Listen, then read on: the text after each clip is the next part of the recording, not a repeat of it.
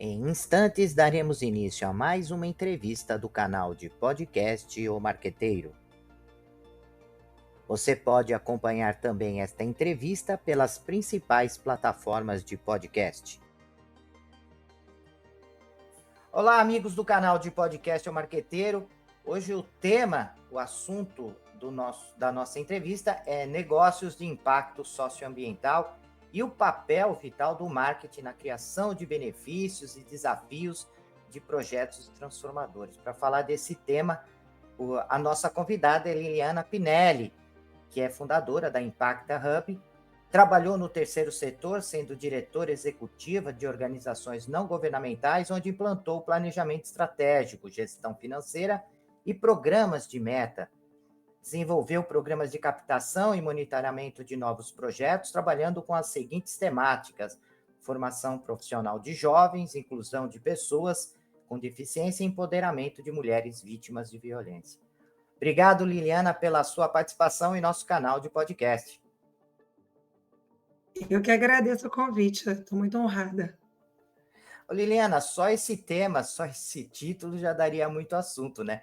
Falar um pouquinho de negócios de impacto socioambiental e essa relação, né, de projetos e essa relação do terceiro setor e setor 2,5. Queria que também você falasse um pouquinho do que significa esse setor 2,5 e como o marketing se apresenta, né? Existe ainda muita ideia de que marketing só é voltado para o setor de empresas que têm lucratividade, né? O primeiro, o segundo setor, o terceiro setor normalmente fica um pouco afastado disso, mas o marketing tem um papel fundamental, né? Na captação de recursos, né? No trabalho de divulgação dos projetos que são realizados, do engajamento das pessoas, enfim, o marketing tem um papel também muito importante no terceiro setor, não é mesmo?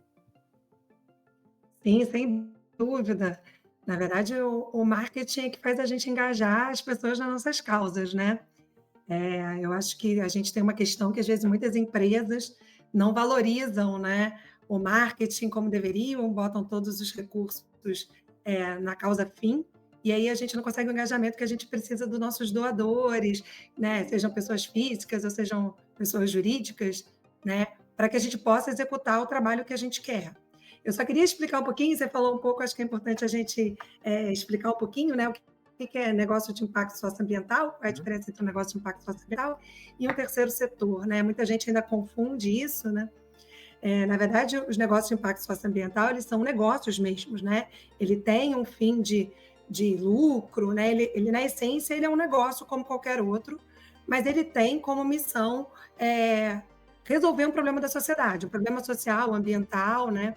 Então, ele vem com essa associação entre essas duas coisas. Ele é um negócio e ele tem essa missão, e o objetivo é que ele também seja mensurado e tenha métricas para que se possa mostrar para a sociedade o que está sendo executado. Então, para você se enquadrar, vamos dizer, de uma forma formal, né, no negócio de impacto, você teria que ter essas três características, né? O terceiro setor já tem as mesmas características, só que ele não é um negócio, né? Teoricamente, você resolve o problema da sociedade, uma dor da sociedade, seja ela social, ambiental, né? É, você, mas o que acontece é que você não tem a questão do lucro. Mas eles são, em última instância, muito próximos. Mas o que a gente tem tentado estimular hoje é cada vez maior o número de empresas, né, que realmente sejam empresas que trabalhem com esse formato, né, que pensem se coloquem no planeta pensando como um todo, e não apenas como um lucro para si, né, mas que pense o que pode fazer para transformar a sociedade a partir do seu próprio negócio. E Liliana, você tocou num assunto importante, né, que está relacionado a empresas. Que tipo de empresa, que característica de empresa tem aderência a um projeto com esse impacto socioambiental? E queria que você falasse também um pouquinho do que seria esse impacto. Eu acredito que não é apenas um impacto social, né? Mas tem um impacto econômico, porque até é importante dizer isso, porque muitas vezes tem uma ideia de que essas atividades socioambientais elas não precisam, não podem, não devem gerar lucro. Pelo contrário, né? Eu acho que é fundamental ter esse equilíbrio entre trazer um resultado social, trazer um resultado econômico e trazer um resultado mercadológico. Porque muitas empresas acabam se aproximando, porque, claro, querem dar um brilho maior à sua marca, né? E hoje em dia nós falamos muito em responsabilidade social, em ética, e isso é importante dentro do marketing institucional, dentro do marketing de produto, dentro do marketing estratégico das organizações, né? Mas eu queria que você começasse falando um pouquinho de tipos de empresas que poderiam ter essa aderência.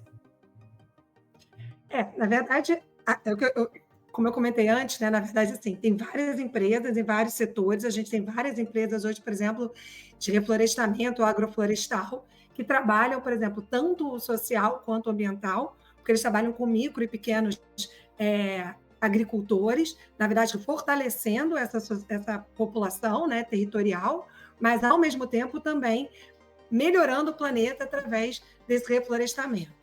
Então, a gente tem várias propostas, a gente tem projetos de oceanos, onde as pessoas trabalham, por exemplo, retirando resíduos do oceano, transformando em alguma espécie de produtos, bolsas, né, para o setor de moda, ressignificando aqueles resíduos, dando emprego para pescadores, né, que muitas vezes estão prejudicados, né, até pela própria degradação, né, do oceano, ajudando costureiras locais, então, dando emprego e geração de renda para essas pessoas e melhorando, obviamente, a abordabilidade daquela área, né? Então, assim, são projetos que realmente, em última instância, você tem que pensar o que eu estou fazendo, como eu ganho recurso, né, com esse projeto. Então, como é que eu consigo realmente ter um recurso para bancar a minha equipe, para bancar o negócio, porque ele é um negócio, tem que ter recurso financeiro, tem que dar retorno financeiro, tem que ter produtividade. Então, as métricas são iguais de qualquer negócio. As métricas de marketing, elas todas são associadas exatamente a um negócio. A diferença essencial é que esse tipo de negócio, ele não pensa exclusivamente nos sócios e no retorno que ele vai dar aos sócios. Ele tem uma entrega maior para a sociedade. Então, ela tem uma entrega social, ele tem uma entrega ambiental, né? Ele está pensando num todo. Muitos deles estão associados às ODS, né? Que eu não sei se muita gente conhece, mas são os Objetivos de Desenvolvimento Sustentável da ONU, a Agenda 2030.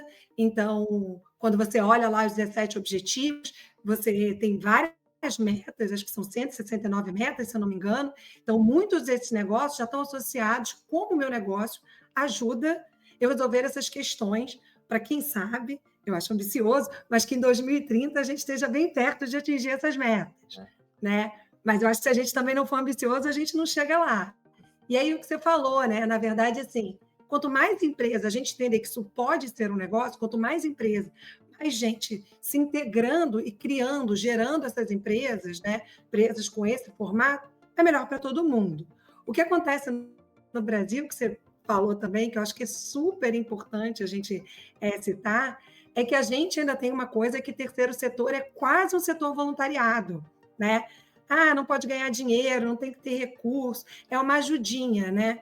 E, na verdade, pelo contrário, a gente tem que profissionalizar. Aí, falando mais de terceiro setor, quanto mais profissional o terceiro setor for, né? Quanto mais gente preparada para tocar o terceiro setor, né? Empreendedores, pessoas com formações de mercado mesmo, estejam à frente, né, do terceiro setor, pessoas preparadas na área de marketing, né, pessoas preparadas na área de comunicação, né, que peguem toda essa bagagem que eles aprenderam no mercado e tragam para o terceiro setor, ou para o setor 2.5, né, ou para os negócios de impacto socioambiental, quem está ganhando é o planeta.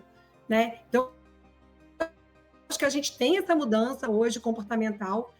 Eu vejo muito hoje no dia a dia isso estar acontecendo, pessoas querendo migrar, né, do setor dito tradicional para um setor tem um propósito associado, né, que você possa fazer além da sua própria carreira, o que é muito positivo, mas também a gente tem uma missão de profissionalizar cada vez mais essas empresas, esse terceiro setor, para que esse profissional fique, né, para que o turnover do setor também não seja tão grande, porque às vezes as pessoas entram. Tem duas coisas que eu vejo muito que acontece quando a pessoa migra do mercado para o terceiro setor ou para o setor 2.5, que eu acho que a gente tem que tomar cuidado. Uma é uma falsa ilusão que o 2.5 ou o terceiro setor é quase também é mais fácil o trabalho. Não, é trabalho, gente. É trabalho igual. Você vai trabalhar igual você trabalha numa empresa, né? Tem meta, tem resultado, porque senão também a gente não entrega o que a gente precisa para a sociedade.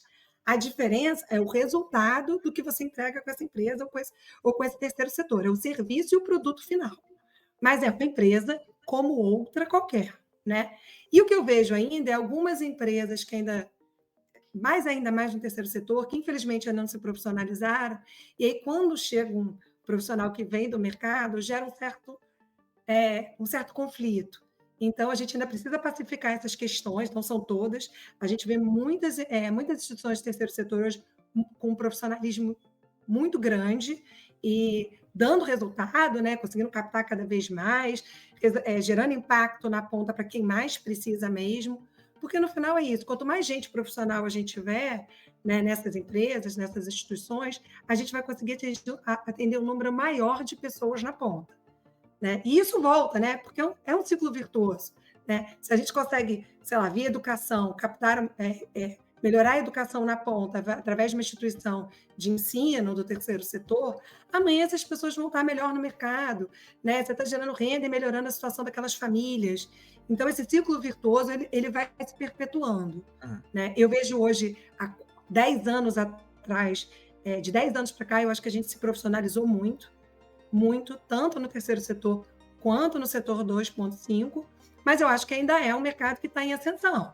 A gente ainda precisa, de vez em quando, lembrar que, olha, é trabalho, né? E, assim, e a própria questão do voluntariado no Brasil mesmo, né? A gente ainda tem uma dificuldade de voluntariado, as pessoas entenderem voluntariado como uma coisa que é um compromisso, né? Se você se compromete com uma instituição para estar lá uma vez por semana, para fazer um certo atendimento, independente do que seja, todo mundo tem alguma coisa que pode contribuir, tenho certeza disso com uma instituição, mas é um compromisso, não pode chegar no dia, hoje eu não posso porque, claro, é que nem trabalho, se você tem uma questão maior, uma questão de saúde, ok, todo mundo entende, mas é preciso assumir esse compromisso. Então, acho que são muitas pontas ainda que precisam ser ajustadas, mas que eu vejo uma profissionalização, assim, eu brinco que anualmente você vê um contingente maior de pessoas preparadas, né? A gente vê hoje, por exemplo, como a gente está conversando aqui, discussões cada vez mais relevantes em ambientes importantes sobre essas temáticas, o que mostra, né, o interesse da sociedade no assunto, assim como essas discussões de como é que se comunica, né, sustentabilidade, como é que se comunica ESG, como é que se comunica para grandes empresas o que elas efetivamente estão fazendo, né? Como é que a gente trabalha com métricas, indicadores, como é que a gente engaja.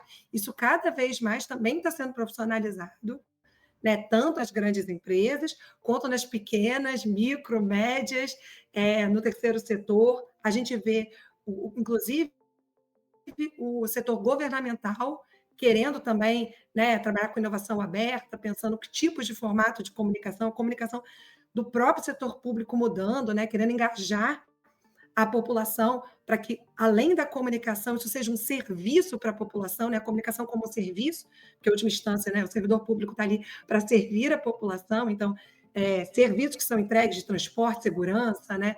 Usando esses canais para que possa estar mais próximo do seu público final. Ô, Liliana, como é que você vê essa transformação digital e o quanto está trazendo de benefício essas ferramentas de inteligência artificial, realidade virtual, né, e todas as redes sociais? Como é que você está vendo o uso dessas ferramentas como auxílio para essas empresas que trabalham com negócios socioambientais? E também como isso tem contribuindo para modificar o comportamento do consumidor, para fazer com que esse consumidor esteja mais engajado, né, mais atuante, porque o planeta está cheio de dificuldades, né? E quando a gente está falando de socioambiental, normalmente também há um certo falta de conhecimento, muitas vezes, de entender que nós não estamos falando só de questões ecológicas, que o ambiente é tudo, o ser humano está incluído nesse ambiente, né? E quando nós estamos falando de questões socioambientais, nós estamos falando das questões sociais como um todo, os problemas que a sociedade está enfrentando, cada vez mais as pessoas estão intolerantes, enfim, problemas de saúde, estamos ainda saindo aí lentamente de uma pandemia, enfim, como é que você vê o uso dessas ferramentas tecnológicas, essa transformação digital, como uma ferramenta que pode auxiliar esses dois lados, né? As empresas que querem atuar com esse tipo de negócio e o mercado, né? Entendendo a sociedade como também um elemento que possa interagir com esses projetos. Eu acho, na minha visão, assim, as redes sociais, né, essas novas tecnologias, eu vou falar nesse momento agora especificamente de redes sociais, eu acho que ela quebra um paradigma a partir do momento que você tem uma comunicação maior com o seu consumidor final, seja ele qual for, de qual conteúdo, do que você quer passar para eles, né? Antes a gente tinha quase um monólogo entre o dono da comunicação e o usuário, né? Quem acessava essa comunicação, né? O máximo que você podia reclamar do seu produto e serviço era ir na sua vizinha e falar para ela, poxa, não funcionou, etc. Hoje, as redes estão abertas para todo mundo, né, se comunicar, falar, e hoje esse diálogo, né, ele está muito multissetorial. Então, eu acho que a empresa que não entendeu isso, que a forma de comunicar mudou, está com alguma coisa equivocada aí, né? E a gente vê muitas empresas ao contrário, né? Entendendo que essa lógica, na verdade, ela é muito positiva, né? Porque você tem pessoas que são muito apaixonadas pelo seu produto e você forma comunidades de pessoas que estão ali quase para defender o seu produto ou do seu serviço, Sim. porque elas se sentem representadas por aquela marca.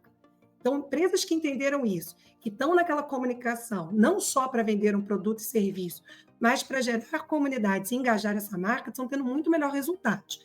Isso tanto produtos e serviços comuns, que eu digo comuns, que são vendáveis e são produtos tradicionais, isso funciona ainda mais quando você quer engajar para uma causa, né, que pode ser uma causa minha, pode ser uma causa do meu bairro, do meu território, da minha cidade, né, e assim vai, né? Então, quanto mais gente eu divido as minhas realidades e trago para junto de mim, as pessoas vão se conectando com esses conteúdos, Sim. né? Então, eu acho que isso abre uma outra perspectiva para os dois lados. Eu vejo isso, essa questão eu vejo com uma forma muito positiva, porque eu acho que isso, em última instância, faz a gente, enquanto empresa, a gente, enquanto ser humano, né, se colocar num outro papel. Não é o papel da fiscalização, do eu errei. Eu acho que está todo mundo aqui numa jornada de conhecimento, todo mundo vai errar. Vamos errar rápido e corrigir rápido, né? Mas eu acho que é o poder ouvir outras, né, outras visões sobre determinados assuntos, a pluralidade, né, das coisas, a diversidade que a gente pode agregar nessa comunicação, não de forma, que eu digo assim, não porque é bonito ou porque vai ficar bem para a empresa, mas entender que isso é importante mesmo. A gente vive, como você falou, a gente estava numa pandemia, a gente mora todo mundo no mesmo planeta, todo mundo passou por isso, em condições diferentes, mas todo mundo sentiu o impacto, né, de uma Covid. Então, assim, a gente tem que se entender também que isso afeta as pessoas de formas diferentes e como é que a gente trabalha isso.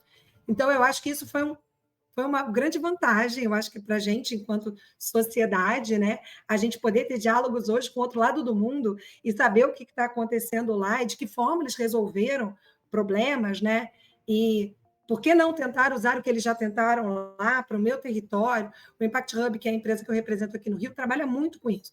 Então, como é que você consegue pegar metodologias que estão espalhadas de tecnologias sociais, ambientais no mundo, que já foram testadas, e aplicar no seu território para a sua realidade? Né? Então, tem muita gente aí tentando, tem muita gente bacana tentando fazer coisa, né, assim, em prol do planeta. Por que a gente não se une no mesmo propósito, né? É entender que a coisa é colaborativa, muitas vezes, né? Ela não é só competitiva, né? A gente foi educado a vida inteira para uma competição, né? A escola educou a gente para competir pelo mercado de trabalho, competir pela venda de produtos e serviços.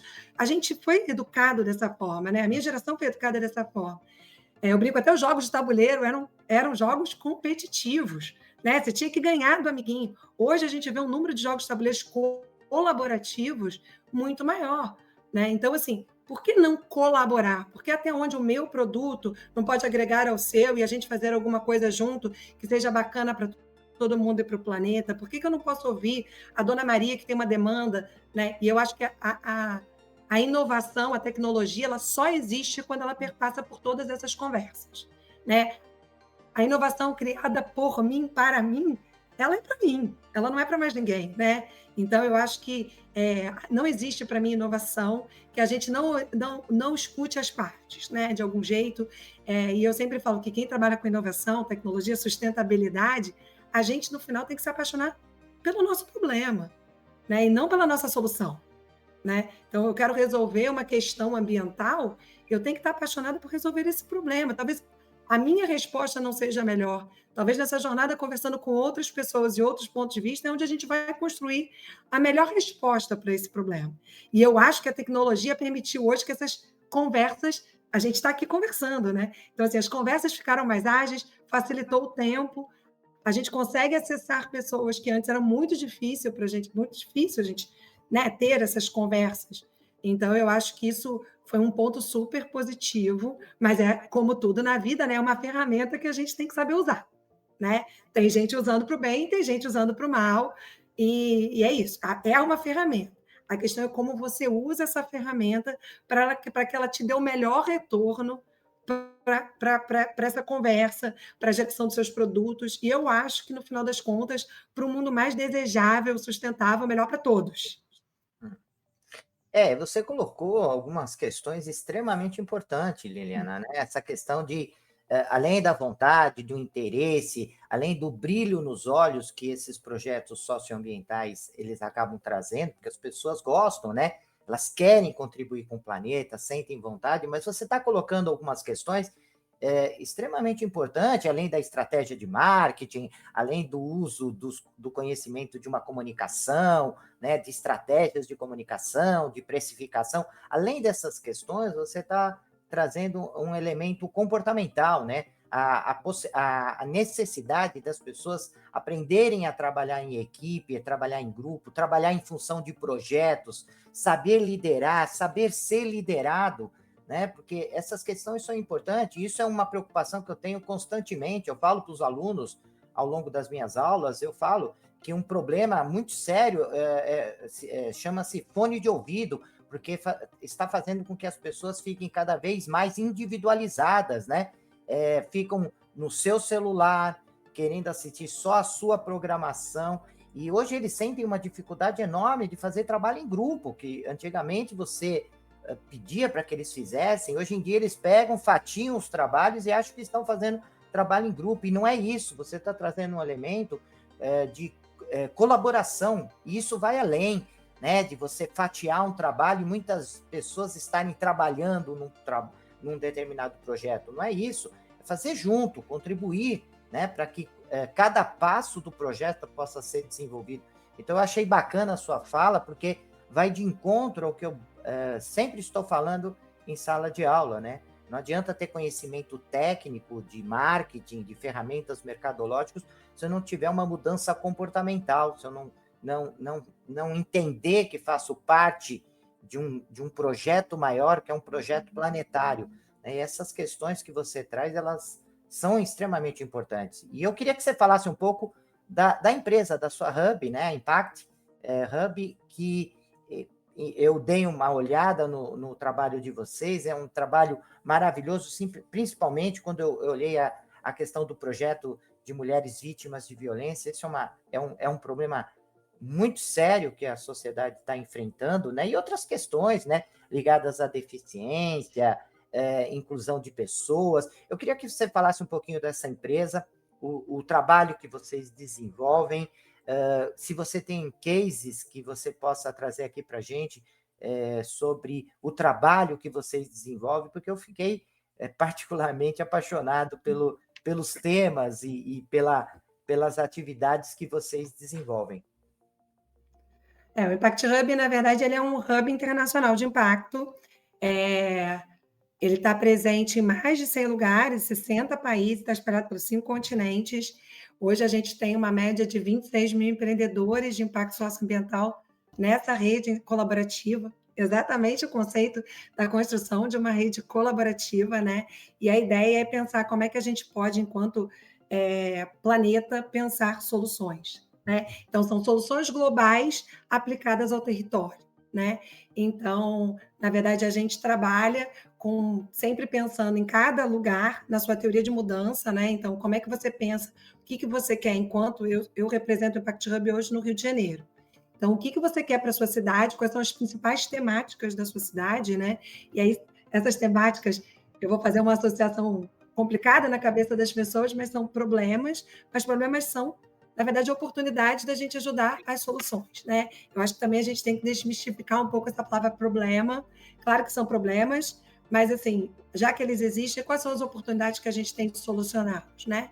Eu acho que a gente vai muito nesse lugar, assim, de como é que a gente pode agregar metodologias que estão aí espalhadas pelo mundo para solucionar esses problemas.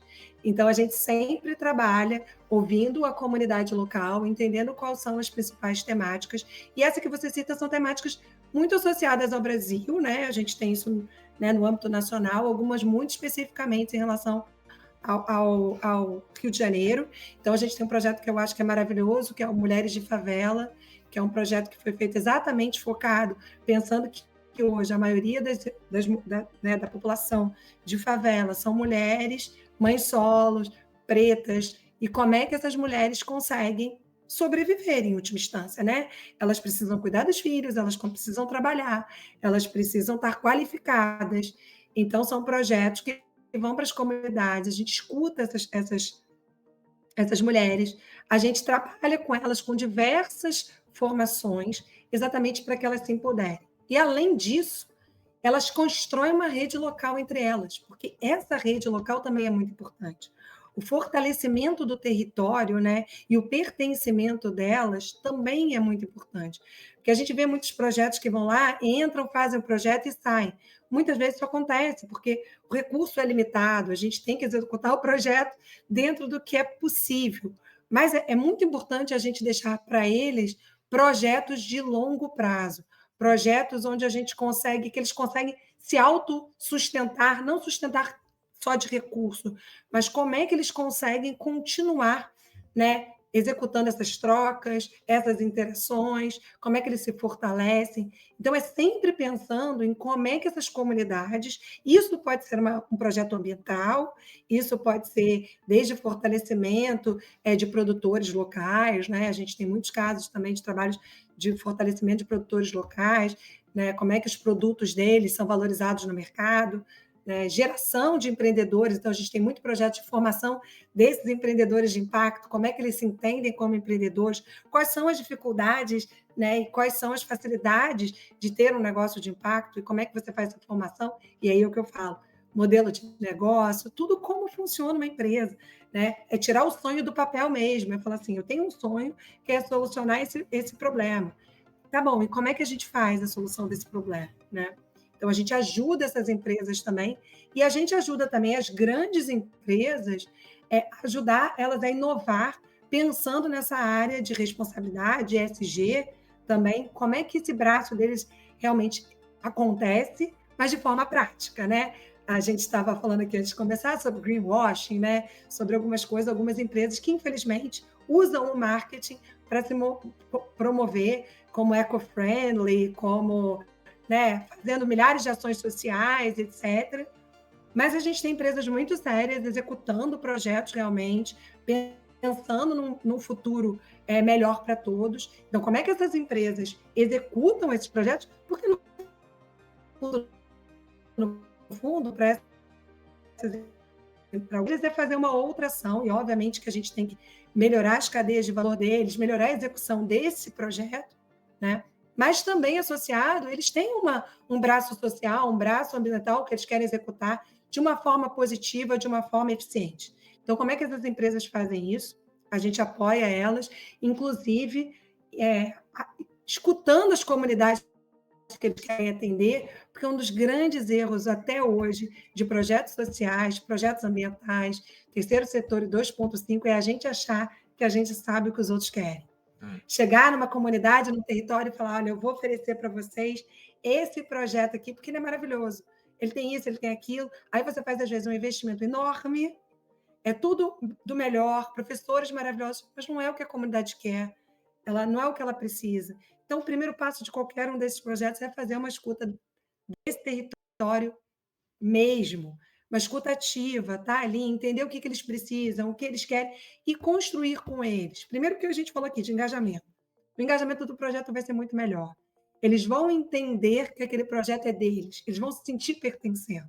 Eles vão defender o projeto e vão estar engajados do começo ao fim.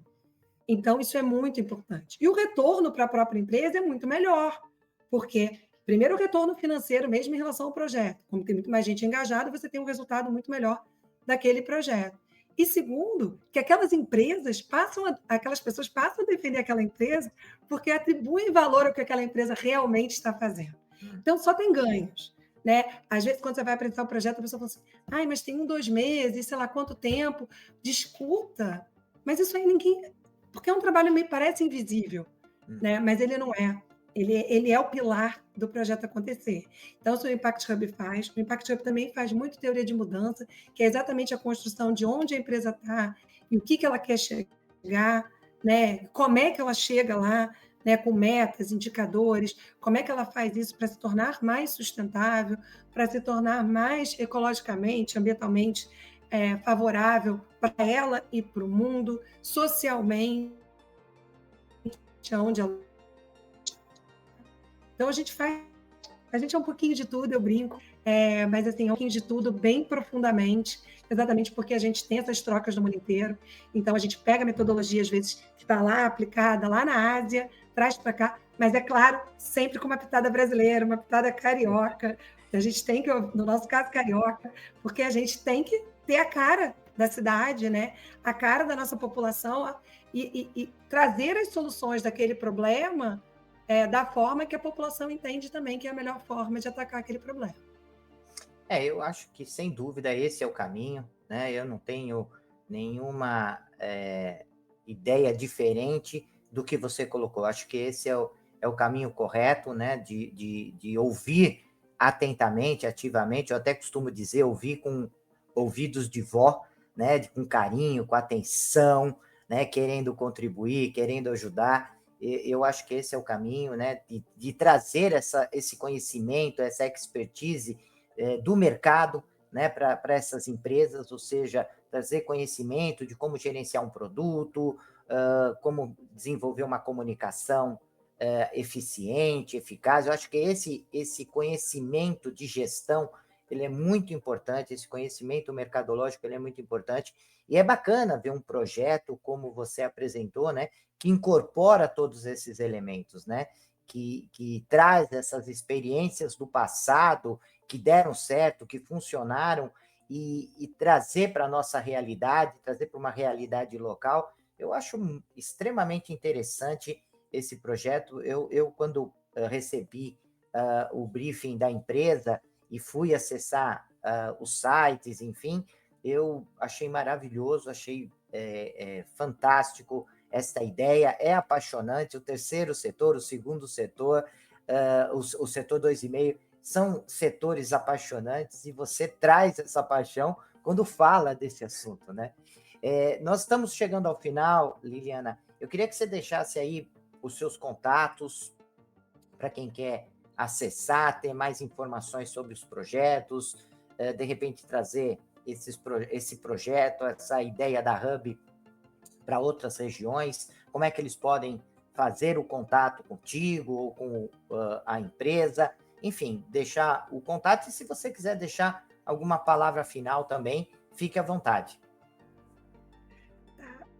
Primeiro eu queria dizer, vou deixar uma mensagem final, que eu sempre acho importante, porque eu digo que a minha missão é muito trazer para a vida das pessoas um pouquinho do que dá para fazer, né? E aí eu falo porque a gente pode se engajar em várias instâncias, né? A gente pode se engajar como pessoa física, eu, cidadã, o que eu posso fazer para um mundo melhor. Se eu tenho um micro, pequeno, médio negócio, como é que eu posso fazer mudanças no meu negócio, né, para que seja melhor para todos? Se eu sou uma grande empresa, né, como é que eu mudo, se eu sou um líder que tipo de mudança eu faço? Se eu sou um funcionário, como é que eu posso empreender para ajudar a minha empresa a ir para um outro lugar? Então, eu acho que isso tudo, se eu estou no terceiro setor, aí já são pessoas mais engajadas, mas mesmo assim, a gente precisa estar sempre repensando os nossos papéis, né? Se eu estou no setor público, como é que eu faço, né, para incluir essa inovação? Como é que eu faço para incluir sustentabilidade? Então, assim, sempre tem uma forma da gente se engajar. O Impact Hub, a gente sempre fala que é esse lugar, assim, onde você pode se descobrir como pessoa, como empresa, né? De que forma eu posso ajudar um pouquinho? Porque se todo mundo ajudar um pouquinho, melhora para todo mundo, né? Sem dúvida. Ajudar, que eu digo, nem digo ajudar, porque eu acho que assim, é se engajar mesmo. Porque ajudar parece que eu estou fazendo um favor. Eu não estou fazendo um favor, é um favor para mim. É um favor para o planeta que eu vivo, é um favor para a sociedade que eu pertenço. Nós não vivemos sozinhos, a gente precisa fazer, e eu acho que o futuro é coletivo. As ajudas só vai ter saída se a gente trabalhar de forma coletiva. Então, adoraria que quem puder entrar em contato com a gente adora esse papo, essa conversa, ver de que forma a gente pode ajudar a pessoa nesse engajamento, nessa mudança, né? Porque às vezes são mudanças comportamentais mesmo, mudança de mentalidade. A gente vê muito empreendedor falando assim, poxa, eu tenho um produto super legal, mas as pessoas têm dificuldade de comprar, porque a gente ainda está passando por um processo de mudança de mentalidade, né, de algumas compras. Então, eu acho que quanto mais conhecimento a gente tem, mais a gente vai pertencendo a essa mudança de mentalidade. Vai aos pouquinhos, mas a gente vai chegando lá. Sem dúvida. Eu vou deixar meu contato, o meu e-mail é liliana.pinelli, com 2 L's I, @impacthub.net. Também tem o e-mail do próprio Impact Hub, que é Rio de Janeiro nosso, é Rio de Janeiro, @impacthub também.net. A gente está no Instagram, com o Impact Hub Rio. E, bom, vou deixar meu telefone também, estou super aberta para o WhatsApp, se alguém quiser conversar, é 21 99622 1588. Fiquem à vontade. Eu adoro essas conversas. Eu acho que a gente vai no 1 a 1, quando a gente vê, a gente é um monte de gente querendo um futuro melhor para a gente, para o planeta, para os nossos filhos, netos, e acho que esse é o poder da transformação. E também, para quem tiver algum tipo de dificuldade, pode entrar em contato com a nossa central de relacionamento. Tem um QR Code, eu terei o maior prazer de repassar para a Liliana, caso vocês enviem qualquer tipo de informação através da nossa central de relacionamento, né? Mas vou deixar também os contatos anotados aqui para que apareça para os nossos ouvintes do podcast. Bom, Liliana, eu quero só agradecer. Foi um prazer, foi muito gostoso, passou muito rápido esse bate-papo, né? Só tenho que agradecer para você disponibilizar esse tempo para falar com os nossos ouvintes. É uma honra. Eu que queria agradecer a oportunidade de poder falar de um tema que é tão caro para mim, para minha sócia, para minha empresa, eu acho que para todos. Eu acho que, no fundo, é um assunto que acho que a gente precisa ter mais espaços para a gente falar. Queria agradecer por você disponibilizar esse tempo, fazer perguntas tão pertinentes, tão importantes. Eu acho que também esse papel de que perguntas fazemos para o mundo, né? Então, muito obrigada pelas suas perguntas, pelo seu carinho e sua atenção. E, prezados ouvintes, até a nossa próxima entrevista. Até lá. Muito obrigado. Deixe seus comentários, sugestões e opiniões. E aproveite e se inscreva no canal.